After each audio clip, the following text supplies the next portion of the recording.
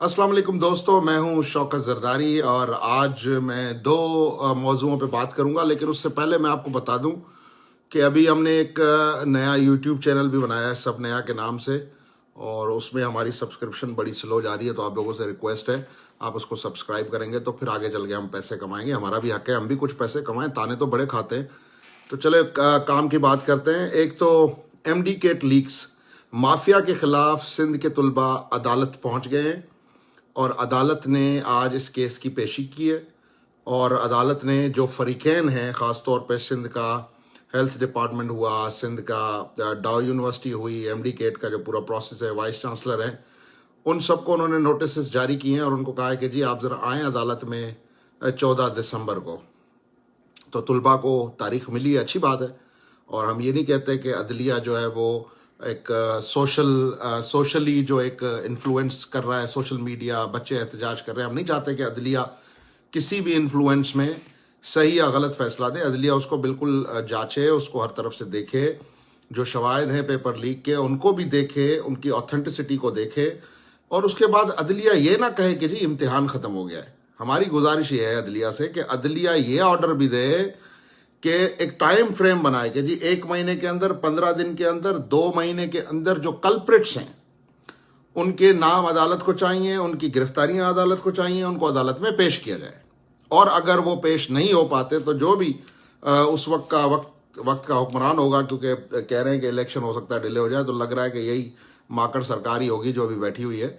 तो बहरहाल अगर ये सरकार भी रहती है तो अदालत उनको पाबंद करे कि जी आपने अगर इतने अरसे में नहीं किया तो फिर अदालत हुक्मरान वक्त से पूछेगी। सिंध के वजीर आला को अदालत बुलाया जाए और उनसे पूछा जाए कि जनाब आप के होते हुए इतना कुछ हो गया और आपने अभी तक जो है वो कोई नोटिस नहीं लिया, तो उसका क्या मतलब है। और एक परसेप्शन बना हुआ है गवर्नमेंट के हवाले से, परसेप्शन बना हुआ है कि जी सरकार चोर है। निगरान हो, पीपल्स पार्टी की हो, किसी और की हो, मुशर्रफ की हो, सरकार चोर है। तो हमारे यहाँ सरकार का कॉन्सेप्ट यही बन गया है कि किसी की भी सरकार हो वो चोर ही होगी, क्योंकि ये सरकार खुद अपने आप को बावर कराती है कि हाँ जी हम चोर हैं, कोई कुछ उखाड़ सकता है तो उखाड़ ले, हमने बेचा है पेपर, कोई कुछ कर सकता है तो कर ले।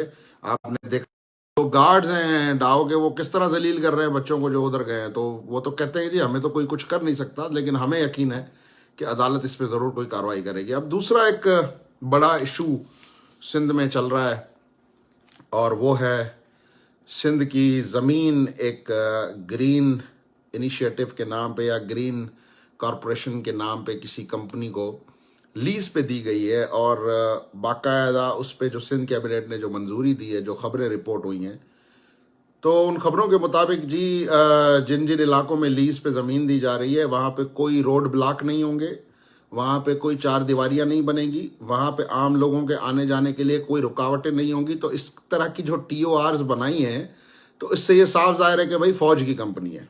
तो इसमें कोई छुपने छुपाने की बात नहीं है, क्योंकि आप सोचो कि फॉर सपोज अगर आप JDC वालों को ज़मीन लीज पे दोगे कब्रिस्तान के लिए, तो उसमें थोड़ी TOR लिखोगे कि इधर सड़क भी बंद नहीं होगी, इधर कोई बैरियर भी नहीं लगेगा, उधर ये भी नहीं होगा, वो भी नहीं होगा। तो अब हमारे अपने इदारे, ज़मीनें देने पे किसी को एतराज़ नहीं होना चाहिए, और इदारों की अगर ज़रूरत है तो अच्छी बात है। लेकिन मसला ये है कि सिंध का किसान जो है वो ऑलरेडी खाद के लिए परेशान है, सिंध का किसान बीज के लिए परेशान है, सिंध का किसान अपनी ज़मीन आबाद नहीं कर पा रहा इस हुकूमत के होते हुए। तो ऊपर से अगर ताकतवर लोग आस पास में आके ज़मीनें ले लेंगे तो there are so many proven factors.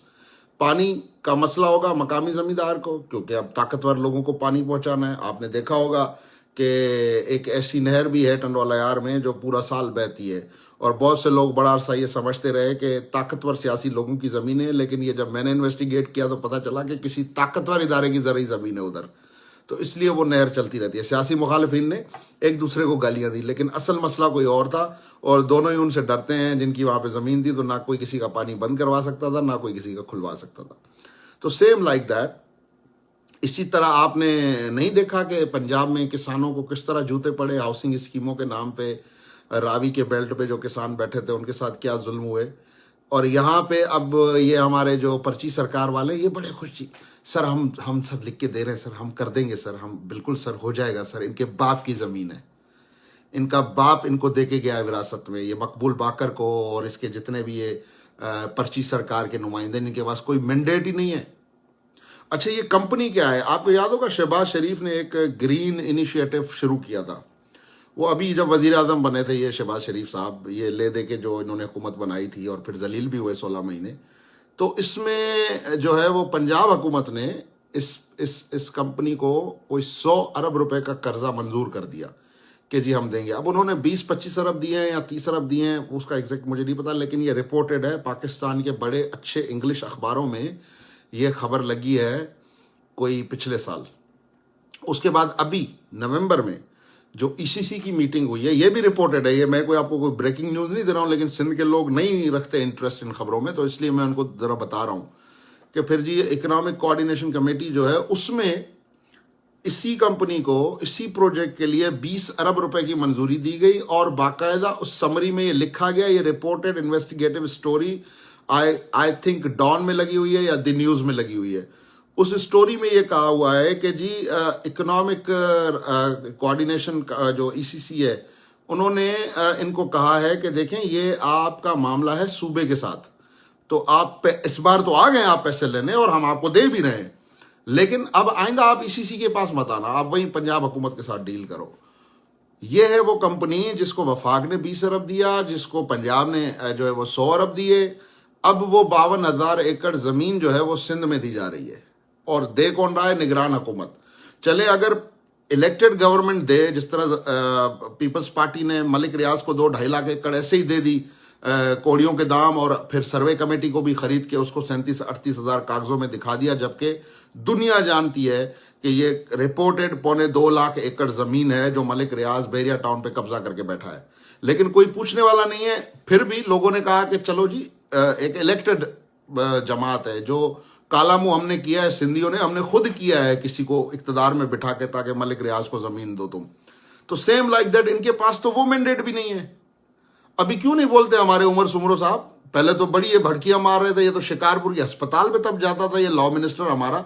अभी बताए ना सिंध के लोगों को कि किस कानून के तहत ये जमीन की लीज दी है इस निगरान हुकूमत ने, बताएं आइन के किस शिक के तहत या किस एक्ट के तहत, सिंध असेंबली के कौन से लैंड यूटिलाइजेशन एक्ट के तहत आपने ये जमीन किसी भी इदारे को दी है? किसी भी इदारे को बताए। अपना हमारे सुमरो साहब, बैरिस्टर उमर सुमरो बताए, बड़ा पढ़ा लिखा वकील है, अपना क्या कहते हैं कानून का वजीर है, ये क्यों चुप है भाई? सिंध के इंफॉर्मेशन मिनिस्टर जो अहमद शाह साहब लगे हैं, बड़े जमहूरियत पसंद किसी जमाने में होते थे, अब भी होंगे, लेकिन वो इस पे आके प्रेस कॉन्फ्रेंस करें ना। मैं सवाल पूछ रहा हूं उनसे, जनाब सीएम से पूछ के बताओ कि जो ये अलॉटमेंट हुई है, ये जो लीज की है आपने सिंध की सरकारी जमीन, ये किस कानून के तहत आपने की है? आप एक पर्चा कराने की आपकी औकात नहीं है, और आप चलें इधर ग्रीन इनिशिएटिव प्रोजेक्ट के नाम पे सिंध की जमीन 3 वाल करने। भाई क्यों? आपके पास मैंडेट थोड़ी है, और जिन लोगों ने आपसे करवाया है उनके पास भी मैंडेट नहीं है कि वो आपसे ये करवाएं। लेकिन क्योंकि पाकिस्तान है अभी चमचों के हाथ में, चापलूसों के हाथ में, मेरिट का असर आपने एमडी गेट में देख लिया कि रात की तारीकी में ये कौम का मुस्तकबिल बेचने वाले लोग इख्तिदार में बैठे हैं, और फिर जब हम बोलते हैं तो कहते हैं ये बहुत बोलता है, ये तो मुल्क दुश्मन है, ये तो ऐसा है, ये तो वैसा है। ओ भाई, इस कौम ने हमेशा सच बोलने वाले को पागल समझा है, तो हम हैं पागल, और हमारा ये पागलपन जब तक हम जिंदा हैं चलेगा। ये पागलपन हमें कोई, हमारा इसमें कोई इलाज नहीं कर सकता, ना कोई डरा के, ना धमका के, ना खरीद के। लेकिन ये सच है कि आप एक तरफ कहते हैं कि जी पाकिस्तान को प्रॉस्पर करना है, पाकिस्तान को बेहतर करना है, पाकिस्तान में बेहतरी लानी है। मेरे सांगड़ का किसान, मेरे नवाबशाह का किसान, मेरे कंदकोट, कश्मोर, जैकबाबाद का किसान, मीरपुर खास का किसान, टंडोल अयार का किसान, मटियारी, बदीन और ठट्टा का किसान, उसको खाद नहीं मिल रही, और कमीना डिप्टी कमिश्नर जो जहां बैठा है, ये कमीने फोनों पे अपने यारों दोस्तों को, अपने सियासी आकाओं को, जिनके ये कुत्ते बनते हैं कमीशन करने के बाद भी, उनको ये खाद पहुंचा रहे हैं। लेकिन वो गरीब जिसने गंदुम लगानी है सिर्फ और सिर्फ अपने बच्चों के लिए, 2 वक्त की रोटी की बंदोबस्त के लिए गंदुम उगानी है, उसको ये खाद के लिए जलील कर रहे हैं। और ये हमारी फौज आके अब ज़रात संभालेगी। हालत देखें आप, जिस अवाम को संभालना है, जिस अवाम को बचाना है, वो तो मर रही है, और जनरल, ब्रिगेडियर साहब, जनरल साहब, कर्नल साहब, सब जो है वो अभी वो हल जोड़ के और उधर हल, बैल जोड़ के और हल चलाएंगे उधर जमीनों में। तो भाई कुछ खुदा का खौफ करें। आप हमारे अपने हैं, अब आप हमसे ज्यादा समझदार हैं। हम तो हो गए ऐसे ही टुच्चे साहब ही, लेकिन आप तो ज्यादा समझदार हैं। आप तो मुल्क चला रहे हैं, हम तो सिर्फ ये फेसबुक का पेज चलाते हैं। तो आई डोंट नो कि ये कॉमन सेंस कहाँ चला गया है, जो कहीं मिल ही नहीं रहा हमें सिंध में, न पाकिस्तान में मिल रहा है कहीं। और एक अजीब व गरीब किस्म का हिजान पैदा है। बच्चे परेशान हैं कि उनके एडमिशन होंगे नहीं होंगे, उनके टेस्ट बिक गए हैं।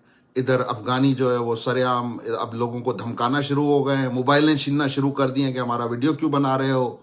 और ऊपर से जो है वो अब ये ज़मीनों के मसले, तो हमने अभी मलिक रियाज से जान नहीं छुड़ाई, ऊपर से ये अब और ग्रीन इनिशिएटिव साहब पता नहीं कहाँ से आ गए, ग्रीन कारपोरेशन साहिबा पता नहीं कहाँ से उठ के आ गई, पंजाब से पता नहीं कहाँ से, जेलम से पता नहीं, साहिवाल से पता नहीं कहाँ से उठ के आ गई।